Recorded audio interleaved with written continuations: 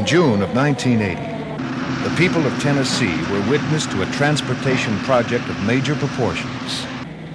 Under contract to the Tennessee Valley Authority, the VSL Corporation successfully transported and installed a 2 million pound reactor pressure vessel for the Phipps Bend nuclear power plant in eastern Tennessee. Measuring 80 feet in length by 26 feet in diameter, the RPV was the heaviest load ever moved along U.S. public roads. The transport and installation of the heavy components took only a few weeks. But for VSL's Heavy Transportation and Lifting Division, the project required more than 2 years of planning, route preparation, and equipment design and fabrication. The requirements were tough. There were 47 miles of public roads to travel, with grades of 8% uphill, 10% downhill, and cross slopes of 10%. The physical preparation of the route began 8 months prior to the move.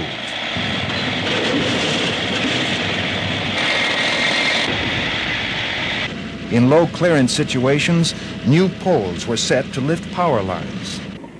11 bridges along the route were reinforced by steel shores placed on concrete bearing pads beneath the bridge decks. For the 3 land and water exchanges, special leveling docks were constructed during the winter low water period.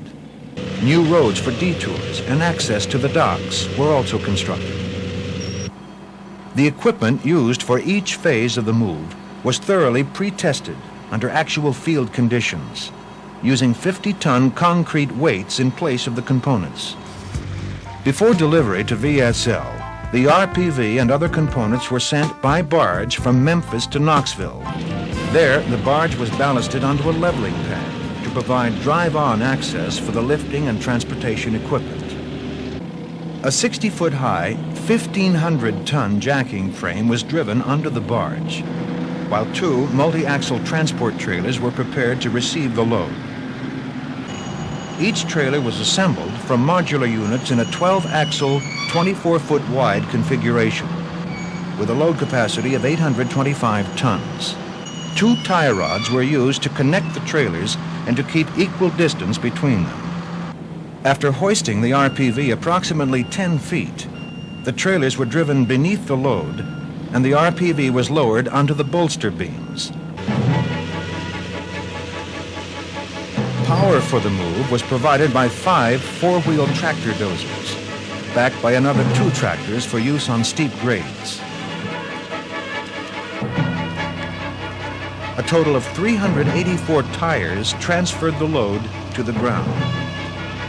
For maximum maneuverability, each set of 4 tires was mounted on a hydraulically operated axle assembly, which controlled the turning angle of each module.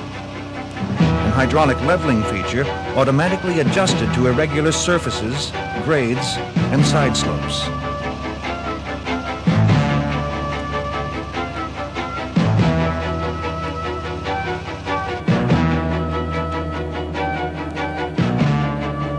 The total equipment convoy for the overland move consisted of 30 transport and support vehicles operated by a crew of over 90 people.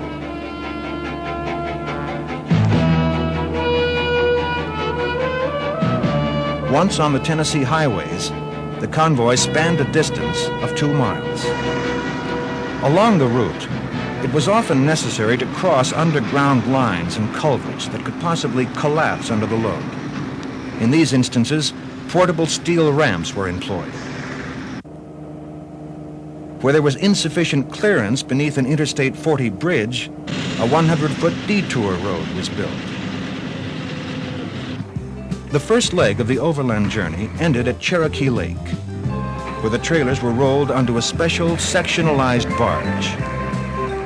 This barge was assembled from modular units brought in on 43 separate truckloads. At Melinda Bridge, the barge was again ballasted onto a special leveling dock, and the convoy rolled off for the final 20 miles to Phipps Bend.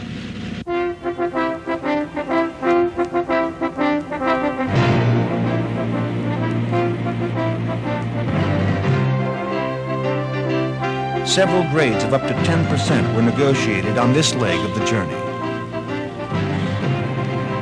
Finally, after 3 years of work, the move was nearly complete. The arrival at Phipps Bend was followed by the lifting and installation of the RPV. The 220-foot gantry utilized 4 hydraulic cylinder lifting units.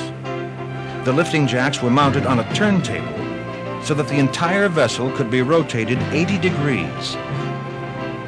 The Phipps Bend journey is a prime example of how detailed planning and well-managed execution can pay off in a successful project.